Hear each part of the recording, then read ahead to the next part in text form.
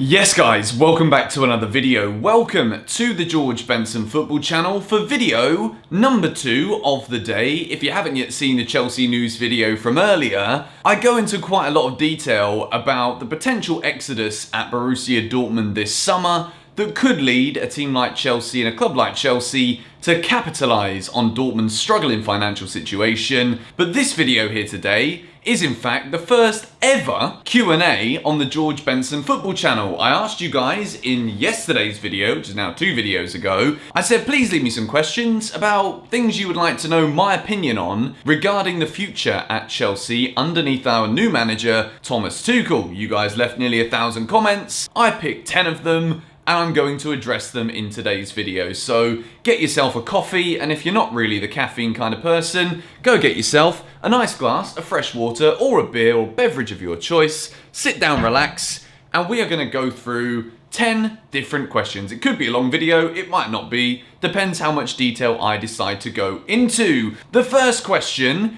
is, as I look through my little list of questions here, is from Gillian Shapiro, brilliant name. Q&A.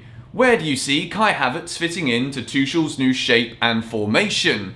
Very good question. We've not seen Kai Havertz feature very much at all. In recent games, he's not even been in the squad due to an injury, I believe. So, if and when Kai Havertz comes back, I certainly see him fitting straight back into Tuchel's plans. I do believe it will be as the second striker. I mean, if we look at what we saw in the game against Newcastle, we had both Olivier Giroud and Timo Werner on the pitch at the same time after Tammy went off injured. We had Tammy and Timo before the injury. I feel as though Timo Werner is going to play a lot deeper up the field, obviously making those last runs behind the opposition defenders. And I think Kai Havertz will be in a bit of a centre forward, more of like an attacking midfielder playmaker kind of role behind Timo. And I think that could actually be where we get to see those two link up and we get the best out of both of those players. It doesn't hinder Mason Mount's ability to play just behind the two attackers, and it kind of creates a front three of Mount, Havertz, Werner that I think could be very good for Chelsea. And at the moment, it's the worry with Havertz is fitness and when's he going to come back from injury and actually be ready to feature in the squad, let alone the starting 11. I don't think Havertz is one of those players who we necessarily need to worry about fitting into Tuchel's plans, because I think he does have a plan to get Havertz back into the starting 11, to therefore get the best out of him as a footballer. So I think when Havertz does come back, it will be kind of alongside Timo in more of a centre forwards role.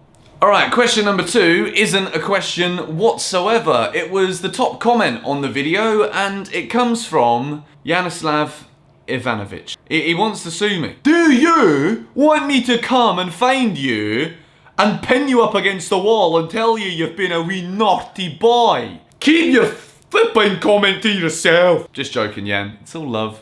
Question number 3 is from your classic Baggy TV, CFC. How do we move forward with some of the Lampard signings? Especially Chilwell and Ziyesh. Do you see them having a future at Chelsea, or will they be better off moving on as Chelsea looking to move forward under Thomas Tuchel? Very good question. Recently, we have seen Alonso come in for Ben Chilwell as Chelsea changed their shape to play wing-backs. We've also seen Hakim Ziyesh put in some very average performances, not really looking involved on the pitch at all, and therefore he's been dropped from the side. Callum Hudson-Odoi has come in and is kind of starting to cement himself as the first choice for the right wing-back role, which, quite frankly, I don't really see Hakim Ziyesh being able to do. We know that Hakim Ziyesh, in any given moment, can completely change a game with a sheer moment of brilliance, but I do struggle, and the more I look at what potential alternative shapes and formations we could use under Tuchel, the more I understand this and the more I think about this, the harder I find reason to put Hakim Ziyesh in the team over other players who I think could do the role and suit the job better. So I am a little bit worried about Hakim Ziyesh. I'm worried about his form, and I'm also worried about what Tuchel is going to see in order to put Ziyesh in the side where he's going to play. As for Ben Chilwell, I think, I saw some people comment saying that, Chilwell had that one shot that he blazed over the bar in Tuchel's first game, and then he was like, nope, I've had enough. I don't think it's as simple as that. I mean, that would be a crazy thing for Tuchel to do based off of one shot from a left back. What we're seeing in the early stages under Tuchel is evidently he wants to play with wing-backs at Chelsea right now. Whether it's going to be a long-term thing or not, only time's going to tell. I think if we are using the wing-back role, we know that Alonso is actually very good in that position, and despite spending 50 plus million on Chilwell, I don't know. It's tough, because I think if we continue with wing-backs, I think Tuchel's going to continue with Alonso. And I think we will eventually move to a back four to get the best out of some of the more creative and midfielders at the club, I think he will revert back to Ben Chilwell. I think at the moment it's working for him to continue with this formation, and Alonso's not doing bad at all. So for that reason, at the moment, Chilwell just might have to sit out. Question number 4 is from LJ Sun. Q&A, do you see a future for Ruben Loftus Cheek at Chelsea? Ruben Loftus Cheek is one of actually my favourite Chelsea players, even though he's currently on loan at Fulham, who are unbeaten in 6 away Premier League games, yet still sit propping up the majority of the table, apart from Sheffield United at the bottom of the Premier League. Ruben Loftus Cheek is starting to get into some rhythm now. I watch a lot of Fulham because obviously I'm interested to see what Ruben does. They've got old Chelsea boy Ola Aina, who scored for them at Burnley. I like to watch them play, and I think they actually play some good stuff and have been very unlucky this season to have not accrued more points. As for Ruben, I can see him really developing in this side. He's getting more minutes now. He's looking more dominant on the ball, which is something that was always a key element of his game. And then when he had that Achilles injury, when we saw him come back into the team at Chelsea, because it was a horrible injury that really could have ended his whole career.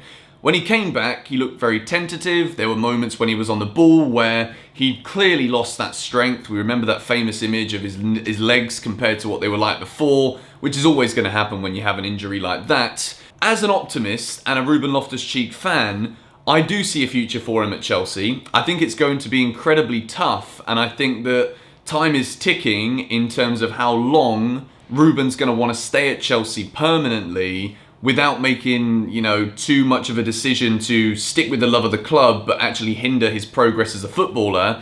He's 25 years old now, which some people still don't believe. Ruben, he was the young kid, he was coming through. Remember him in the flipping Adidas jersey when he's scoring. It's tough for Ruben. It's going to be very difficult for him to break back in, considering even when you look at the midfield talent and array of players we have now in the squad that aren't even out on loan. You've got Ross Barkley on loan as well. It's a tough one, but he's playing well at Fulham, and I always want to see Ruben Loftus-Cheek play for Chelsea. I think he could be a powerhouse midfielder if he can regain that same kind of confidence on the ball that he's starting to do now, that he was doing every time he stepped on and put on the blue shirt before that Achilles injury in the US. Question number 5, again, not a question, but it's from Pat, and he says, lol. I haven't seen someone type the word lol for a while. George, you got rid of that blue dye, and now we're winning again. Lol, again, he loves his lols as Mr. Pat. Back when you had it, we were losing a lot. Okay, I'm going to address this one now. I wanted to get blue hair in the lead up to Christmas, but because there's a lot of football on, I thought, it would be a nice little Christmas addition to the old GBFC fam. You guys see me with a blue bonce, a blue barnet, and all of a sudden, Chelsea went to the proverbial... Really, didn't they? Let's be honest. But, it is what it is. Yeah, I dyed my hair back silver, and it's more yellow, to be honest, because I don't keep the purple shampoo inside, which I should do. But, yeah, you guys aren't here to know about my hair routine, so I'm not going to go blue again, is basically what we're going to say here. If you do have any ideas as to what I could do for, like, a special themed Chelsea thing on my body, then just let me know. I've got the Carefree tattoo, but, I don't think face tattoos with the logo is going to go down too well for the rest of my career. But we move into question number 6 from LRJ. Do you see a future for Tammy Abraham at Chelsea if we sign a new striker in the summer? There are a lot of questions about Erling Haaland, and I think I actually answered those in my previous video, so go and check that out. As for Chelsea signing a striker, at the moment, the only striker that I see us going for should be Erling Haaland. There might be others. There's rumours that we might be in for Lukaku again, which I'm not sure I really want to see that, but he's got a wonderful goal-scoring record. He's a great striker, so I don't know why I wouldn't, but I just want Haaland. If we sign Erling Haaland, Tammy Abraham, I think, will be given an ultimatum. As in, listen, Erling Haaland is one of the best strikers in the world. he's going to be first choice. We're not going to be playing necessarily with 2 strikers every game, so you're not guaranteed starting minutes. Do you want to be that backup striker, a bit like Olivier Giroud is at the moment? Do you want to stay at Chelsea and have that as your role? Or do you want to move on to pursue your career to, be playing first team football for 38 games in a Premier League season or whichever league it could be? And realistically, I think Tammy is the kind of striker who wants to be playing.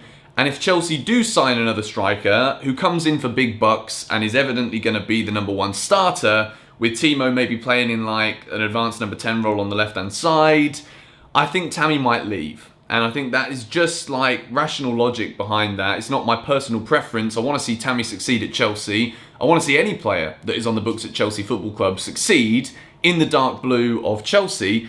But I think if we do sign another striker with Timo Werner in there as well, I think Tammy might want the move for his own career development personally. So that's what I think. I'd love to see him stay, and I would love to, I'd love for Chelsea to have Haaland. Let's just using that as the example. That's the one I really want. Haaland, Tammy, Timo, Giroud if he wants to stay on. But I think if we sign another striker, Giroud will definitely leave for the benefit of his career in the latter stages. It's a tough one. Tammy is a big personality in the Chelsea squad. He's got a very good goal-scoring record as well, which people tend to forget at Chelsea for such a young age and having not played that many seasons for us. So I'd love to see Tammy stay, but I think he might want to leave. Next question is from Timmy Lehin Olabii. I apologise if I've butchered that one. It was not my intention. Personal question. Who's your favourite player at Chelsea? Okay, personal question. I like it. It's one that doesn't really have like any sticking point as to what's going to happen in the future. My favourite current Chelsea player is N'Golo Kante. I absolutely love the geezer. And Mason Mount and Reece James. Those 3, my absolute favourites. But the one who has really pulled at my heartstrings this year, Thiago Silva. I don't know what it is about the guy, but I love seeing him on Instagram. He's a family man, which I think is wonderful. We know he's in the twilight years of his career, but he's absolutely fighting for everything on the pitch. He's still a world-class defender, and I think he loves being in London, being at Chelsea, and that is what I absolutely love to see. So those 4. The next question is from Jack Murphy with 13 thumbs up. Do you think Tuchel can last for a couple of years at Chelsea, or will he be sacked in a year or a year and a half? Love from Ireland. First of all, he's from Ireland. Love that. The question about whether Tuchel will last, I think it's one of those where I just laugh now, to be honest, when I think about a long-term future for a Chelsea manager. I think realistically, we know that any patch of form that doesn't quite go in favour of results in Chelsea's favour usually means, and has always meant in the Abramovich era, that we say goodbye to the manager, we move on, we rinse, we repeat, we do it all again. With Lampard, I thought he was going to be the long-term guy who gets given a long time and given an opportunity. Tuchel's come in and he's made almost the perfect start to life at Chelsea, and I think what we've seen from him so far, if you saw the 3 things we learnt video, I think he's come with a plan, he's come with an idea of how we're going to play, and the way he's conducting himself in interviews is fantastic. So I definitely feel as though he's obviously going to get till the end of this season, that's a given. He'll get the whole of next season too, and then if it didn't go well next season and then we start bad in a season and a half's time, he'll get sacked. That's just what I think is going to happen, but the signs are good early on, and I think we could be in for a successful spell with Tuchel in charge. What am I saying here? It's just jinxing everything. The next question is from David Linus. Who is the one realistic target you think Chelsea could sign? Who would make the biggest difference to this team? Again, a man who I seem to talk about now in every video. We know where this is going. The agenda is really alive. I think the most realistic target is Erling Haaland. I think Chelsea can afford him. He's probably going to be moving on this summer due to the situation at Dortmund, and they might not be having Champions League football. He's an absolute world-class player already, and I think he would be Chelsea's number 9 for as long as he'd want to stay at the club. I think he's going to be the best striker in the world, and I would absolutely love to see us go for him, as I keep flipping repeating, but he's also realistic. And I think Dortmund know that for 66 million in the summer of 2022, every club in the world is going to go for him, and he's probably going to want to move on. So if Chelsea bid 100 million this summer, Dortmund are likely to accept it, and we get ourselves a world-class number 9. It is a wonderful recipe for success. The final question of the first ever GBFC CFC Q&A is from Tristan Shaw. How do you think we're going to fit in Mason, Kai, Kovacic, Kante, Jorginho, Gilmore and Ruben Loftus Cheek if he comes back from loan? I don't know, man. It's a tough one. I have no idea. Absolutely no idea. I think in order to answer your question, which is what I definitely have to do because it's a Q&A, I still think we might see Jorginho leave. I think that as much as Tuchel absolutely loves him at the moment, and he's actually playing some really good stuff, I still think Chelsea might try and cash in on him. There is heavy interest still from Serie A clubs in Jorginho, and he's at that age now where it's a turning point where if he stays and signs a new contract, he'll leave when he's like 31, 32. Chelsea won't be able to get that much cash for him. There's a lot of interest from him still in Italy, and we could probably get at least the money we paid for him back for Jorginho. And Billy Gilmore is obviously up and coming, and I think we know he's going to be a very long-term mainstay in the Chelsea side.